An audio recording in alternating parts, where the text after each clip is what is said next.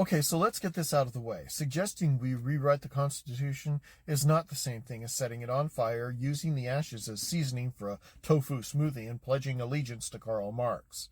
Breathe, patriots. I'm a Marine. I've literally defended the damn thing, but also I've read it. And here's the hot take. It's not the Ten Commandments. It's a user manual written by guys who used quill pens, wore wigs, and thought bathing once a week was ambitious. Look, I love the founders. They were revolutionary thinkers for 1787. But if you handed James Madison an iPhone, he'd assume it was witchcraft, scream, and try and shoot it with a musket. These were people who thought internet security meant a wax seal and a guy on a horse named Paul. And yet, we treat the Constitution like it's laminated on Moses' stone tablets.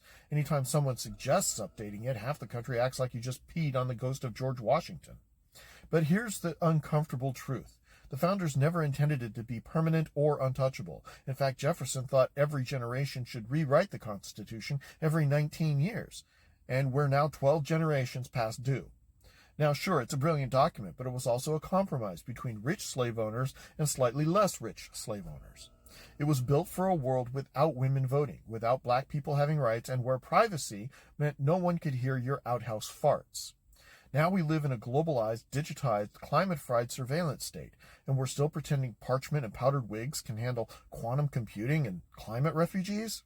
This isn't about left or right, it's about function. We've got executive overreach so bloated it needs its own zip code. Congress has the approval rating of chlamydia, and let's not even start on the Supreme Court. 9 unelected lawyers in robes pretending they're just humble umpires while rewriting national policy between golf trips and luxury fishing vacations. Now, I know what you're thinking, but the amendment process exists, yeah, and Congress could also pass term limits on themselves, but let's be honest, that's not going to happen. The founders gave us a starting point, not a sacred text. They were radicals, the kind of people who rewrote the rule book at gunpoint. If they were alive today, they wouldn't be clinging to a centuries-old document. They'd be building a new one with blockchain and encrypted backups. What we're talking about isn't treason, it's tradition, the kind that actually honors the spirit of the founders. Question everything, challenge power, and build something better for the future.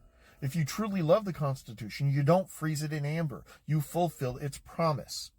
We don't need a civil war, we don't need martial law, and we sure as hell don't need another bipartisan commission to study the issue. What we do need is a convention that belongs to us.